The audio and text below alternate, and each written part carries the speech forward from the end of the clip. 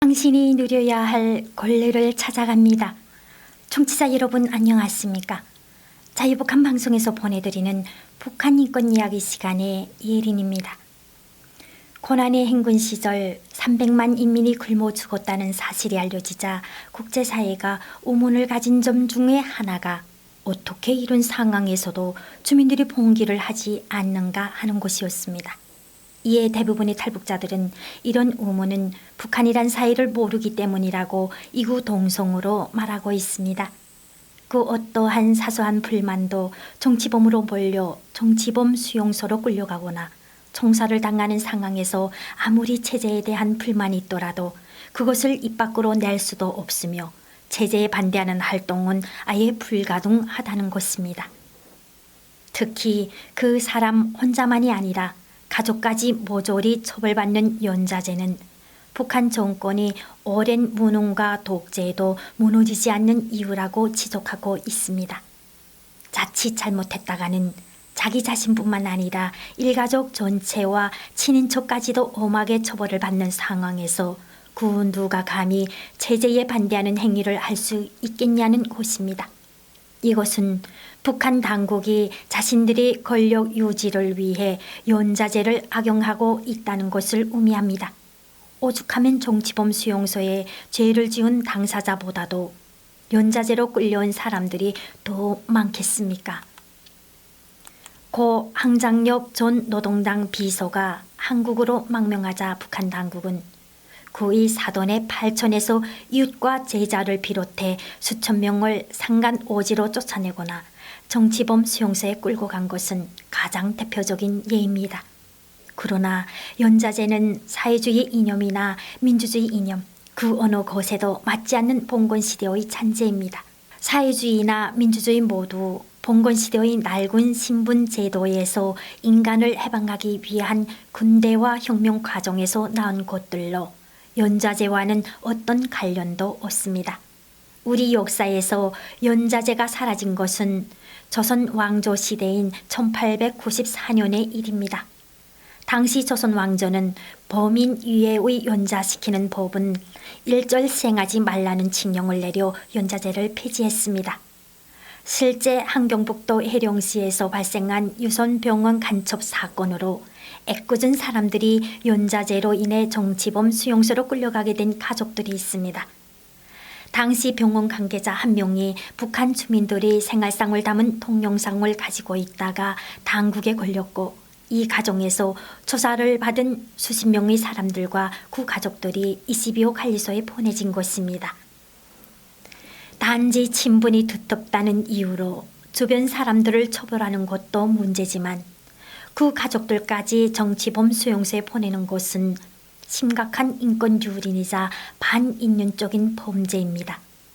죄가 있다면 그 당사자만 처벌을 받으면 되지 아무런 죄도 없는 친인척과 이웃들, 심지어 한두 살 먹은 어린 아이까지 함께 수용소에 보내는 것은 도저히 말이 되지 않습니다. 이러고도 북한에는 인권 문제가 하나도 없다고 말하면 그 누가 납득을 할 수 있습니까? 북한 당국은 반인륜적인 정치범 수용소는 물론이고 봉건적 잔재인 연좌제를 즉시 폐지해야 합니다. 한국 정부는 아예 헌법에서 연좌제를 엄격히 금지하고 있습니다. 그런데도 인민을 가장 우선시한다는 북한 당국이 낡은 시대의 유물인 연좌제를 이용해 권력을 유지하고 있는 것은 자신들 스스로 봉건 왕조 사회라는 것을 인정하는 것입니다.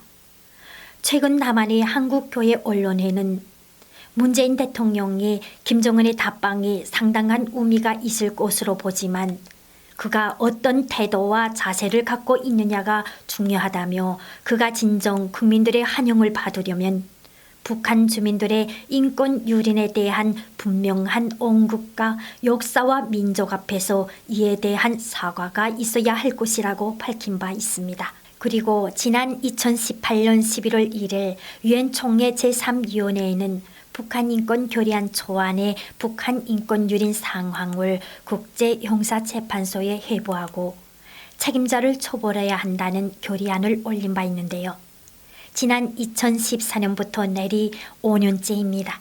이 내용에는 북한 내에서 광범위하게 고질적으로 지속적으로 벌어지는 강간과 공개 처형, 자의적 구금, 법치의 교류, 정치 종교적 이념에 따른 사형 선고, 연좌제, 강제 노동 등 인권 유린 행태가 심각하다는 판단 때문입니다. 또한 현재 북한에서는 다양하고도 광범위한 인권 유린 사태가 벌어지고 있는 것이 국제사회와 탈북민들에 의하여 낱낱이 밝혀지고 있습니다. 고로 평화회담과 함께 북한 주민 인권 개선에 대한 북한의 진전된 태도가 담보되어야 비로소 실제적인 남북 평화회담이 진정으로 그 의미를 갖게 될 것입니다. 김정은이 한국을 답방하게 된다면 우선은 북한 인권 상황의 실제를 솔직히 밝히고 그 잘못에 대한 반성이 있어야 합니다. 엄연히 존재하는 인권 침해 실태를 외면한 채 한국을 찾는 것은 한국민을 무시하는 것이고 세계를 우롱하는 것이나 마찬가지다. 이는 용납될 수 없습니다. 어찌 우리가 세계에서 가장 악랄한 인권 침해 국가의 수장을 평화를 위한 회담장의 지도자로 받아들일 수 있겠습니까? 네, 오늘 이야기는 여기서 마무리할까 하는데요. 자유북한 방송에서는 부당하게 고통을 받았던 인민들의 이야기들을 통해 북조선의 인권 상황이 개선되기 위해 노력하고 있습니다. 여러분의 권리를 찾는 하루가 되길 바라면서 북한 인권 이야기 시간의 예린이었습니다. 감사합니다.